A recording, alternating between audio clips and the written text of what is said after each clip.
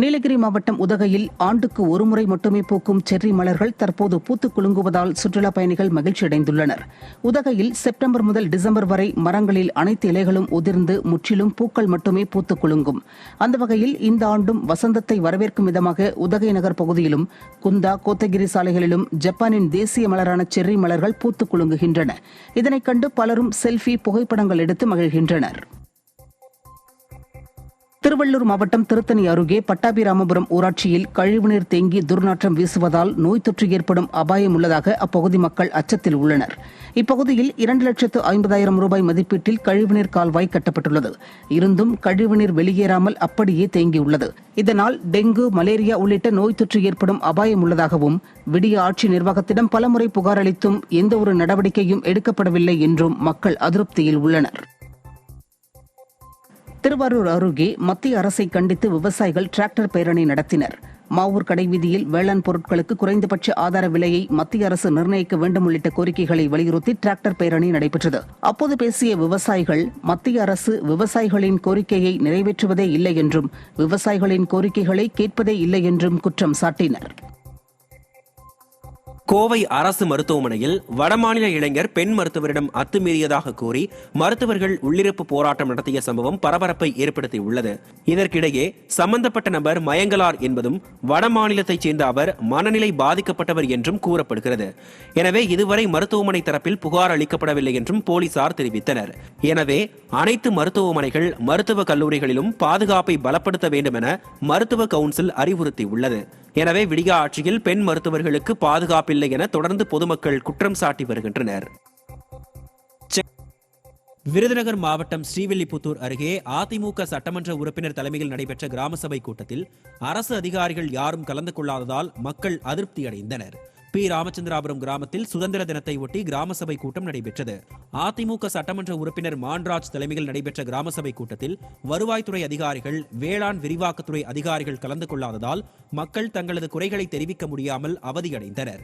இதையடுத்து அதிமுக சட்டமன்ற உறுப்பினர் மான்ராஜ் கூட்டத்தில் கலந்து கொள்ளாத அதிகாரிகளை தொலைபேசியில் அழைத்து கண்டித்தார். தஞ்சாவூர் மாவட்டம் பாபநாசம் அருகே தனியார் சர்க்கரை ஆலையிடம் இருந்து விடிய அரசு நிலுவைத் தொகையை பெற்று தராததை கண்டித்து கையில் தேசிய கொடியை ஏந்தி கரும்பு விவசாயிகள் பேரணியில் ஈடுபட்டனர்.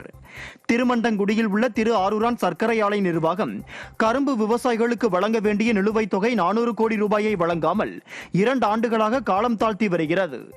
இது தொடர்பாக பலமுறை கோரிக்கை விடுத்தும் விடிய அரசு எந்த நடவடிக்கையும் எடுக்காததால் வேதனை அடைந்த விவசாயிகள் விடிய அரசை கண்டித்து சுவாமிமலை முருகன் கோயிலில் இருந்து பேரணி மேற்கொண்டனர். தொடர்ந்து பல போராட்டங்களையும் பல பேச்சுவார்த்தைகளையும் செய்து எங்களுக்கு உரிய நிவாரணமோ எந்த நீதியோ இதுவரை அரசாங்கம் செய்து கொடுக்கவில்லை. அதனால் அரசாங்கத்திடம் முறையிட்டு விட்டு இப்பொழுது திருமுருகன் சன்னிதானத்தில் அவரிடம் முறையிட்டு இங்கிருந்து சுவாமிமலை கீழ வீதியில் இருந்து எங்களது போராட்ட பந்தல் வரை நடைபயணமாக, பாத யாத்திரையாக எங்களை வருத்தி கொண்டு இந்த தேசிய தினத்தன்று தேசிய கொடியை தாங்கிக் கொண்டு நடைபயணம் செய்கிறோம். மதுரை மாவட்டம் அழகர் கோவில் அருகே ஏரியில் இளைஞர்கள் கூட்டம் கூட்டமாக மீன்பிடித்து மகிழ்ந்தனர். தொடர் மழை காரணமாக அப்பன் திருப்பதியில் அமைந்துள்ள மாத்தூர் கண்மாய் நிரம்பி மறுகால் பாய்கிறது. இதனால் மகிழ்ச்சி அடைந்த திருவாதவூர், மாணிக்கம்பட்டி, கொட்டக்குடி, ஆண்டிப்பட்டி, ஆமூர் உள்ளிட்ட சுற்றுவட்டார பகுதிகளைச் சேர்ந்த ஏராளமான கிராம மக்கள் கச்சா, வலை உள்ளிட்ட மீன்பிடி உபகரணங்களை கொண்டு கட்லா, ரோகு, ஜிலேபி, விரால் என பல்வேறு வகையான மீன்களை பிடித்து மகிழ்ந்தனர். கொல்கத்தாவில் மருத்துவரை கற்பழித்து கொலை செய்தவர்கள் மீது நடவடிக்கை எடுக்க கோரி அரியலூர் அரசு மருத்துவக் கல்லூரி மாணவர்கள் வகுப்புகளை புறக்கணித்து ஆர்ப்பாட்டத்தில் ஈடுபட்டனர். அரியலூர் அரசு மருத்துவக் கல்லூரி மருத்துவமனை நுழைவு வாயிலில் கொல்கத்தாவில் மருத்துவர் மௌனிகா என்பவரை கற்பழித்து கொலை செய்த குற்றவாளிகள் மீது கடுமையான தண்டனை வழங்க வேண்டும் என வலியுறுத்தியும் மருத்துவர் கொலைக்கு நீதி கேட்டும் அரசு மருத்துவக் கல்லூரி மாணவர்கள் வகுப்புகளை புறக்கணித்து ஆர்ப்பாட்டத்தில் ஈடுபட்டனர். இந்த ஆர்ப்பாட்டத்தில் 100க்கும் மேற்பட்ட மாணவர்கள் கலந்து கொண்டனர். நாமக்கல் மாவட்டம் ராசிபுரத்தில் 2 மாதங்களாக ஊதியம் வழங்காத விடிய ஆட்சியை கண்டித்து தூய்மை பணியாளர்கள் பணி புறக்கணிப்பில் ஈடுபட்டனர்.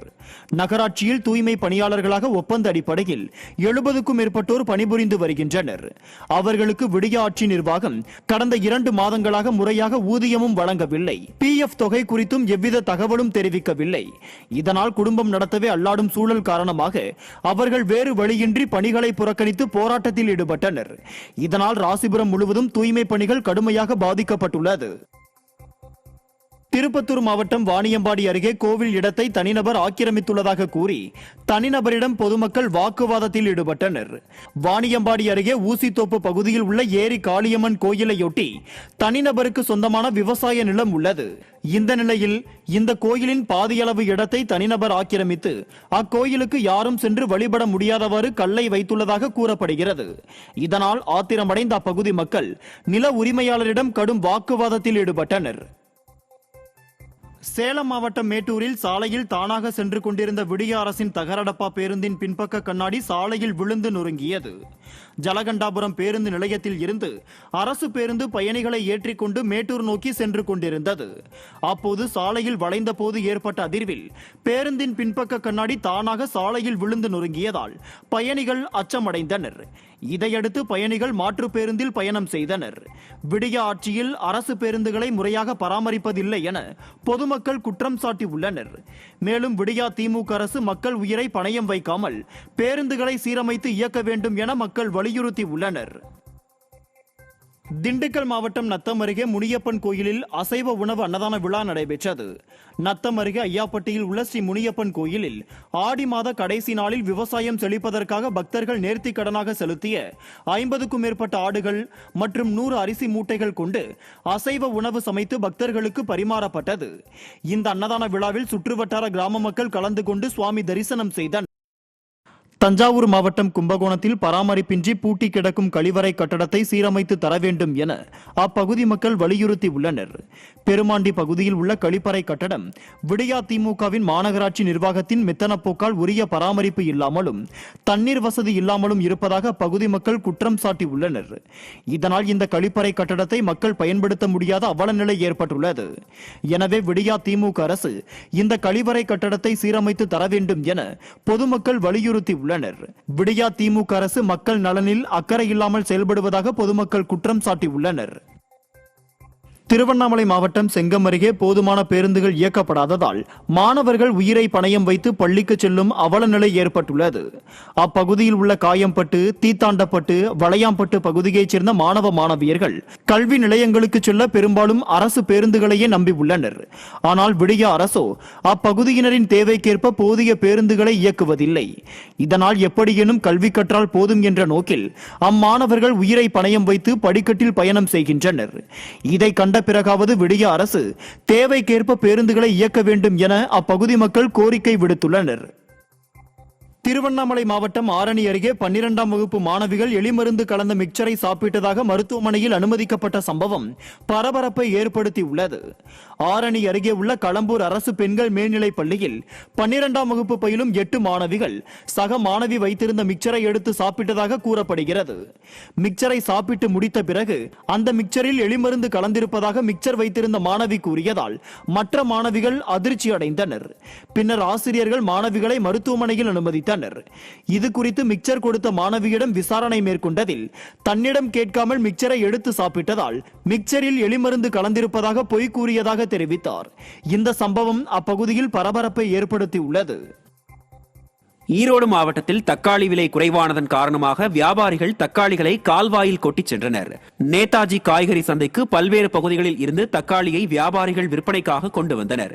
இந்நிலையில் தக்காளி விளைச்சல் அதிகரிப்பால் சந்தைக்கு தக்காளி வரத்து அதிகரித்தது. இதனால் 1 கிலோ தக்காளியின் விலை குறைந்து 20 ரூபாய்க்கு விற்பனை செய்யப்பட்டது. விலை குறைந்ததால் விரக்தியடைந்த வியாபாரிகள் தக்காளிகளை சாலையோர கால்வாயில் கொட்டிவிட்டு சென்றனர். விடியா திமுக அரசு தக்காளிக்கு உரிய விலை கிடைக்க நடவடிக்கை எடுக்க வேண்டும் என வலியுறுத்தப்பட்டுள்ளது. கொல்கத்தாவில் பாலியல் பலாத்காரம் செய்யப்பட்டு படுகொலை செய்யப்பட்ட மாணவி இறப்புக்கு நீதி கேட்டு திண்டுக்கல்லில் மருத்துவர்கள் போராட்டத்தில் ஈடுபட்டனர். திண்டுக்கல் அரசு மருத்துவக் கல்லூரி மருத்துவமனை நுழைவு வாயிலில் 1 மணி நேரம் நடைபெற்ற இந்த போராட்டத்தில் 150க்கும் மேற்பட்டோர் பணிகளை புறக்கணித்து பதாகைகளை ஏந்தியபடி கண்டன முழக்கமிட்டனர். மேலும் நாடு முழுவதும் மருத்துவ பாதுகாப்பு சட்டத்தினை மத்திய அரசு கொண்டுவர வேண்டும் என்றும் அவர்கள் வலியுறுத்தினர். அத்துடன் இந்த விவகாரம் தொடர்பாக வேலை நிறுத்தத்தில் ஈடுபட போவதாகவும் அறிவித்தனர்.